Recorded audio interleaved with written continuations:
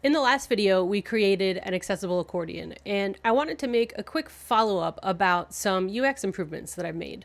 One of the main things that stood out to me as I was recording the last video was that the heading level was going to be the same for each of those accordion items. So instead of having to remember to set that same heading level on every single one, it was going to make a lot more sense to set that value on the parent accordion block and reference it from each of those children panel blocks.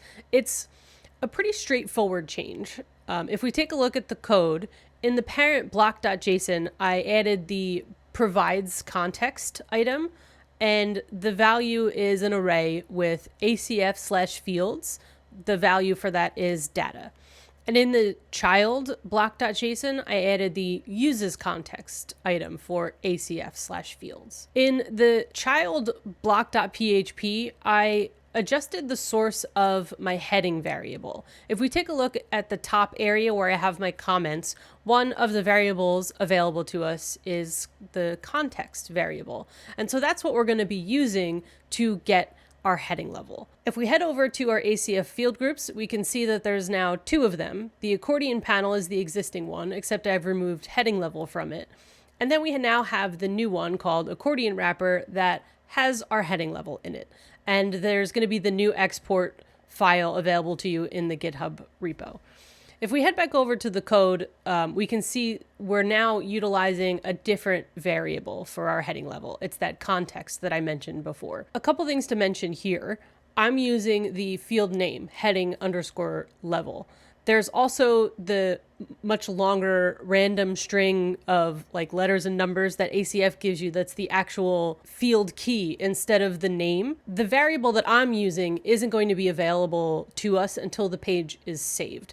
So depending on your situation, you might want to use the field key instead of the name. I need to set up a specific default anyway, so I'm just checking to see if it exists.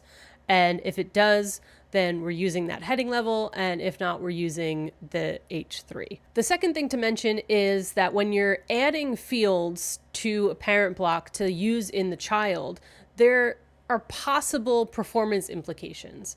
Every single field that you have in that parent is going to get sent to every single child that you add to it. So just be careful how you use it. Make sure you're paying attention to performance. Make sure you're paying attention to the amount of fields that you add, and just sort of testing as you go. I've also made a couple of improvements to the block editor admin side of things. We used to have the words panel title, and so I've swapped that out to just the star instead. I've adjusted that right within the block.php for the panel block. Where we used to have the words, we now have the star if we're on the admin. I've also added in that divider line between the consecutive block panels, which helps with that editing experience to give you a little bit of that front end feel while you're editing in the block editor.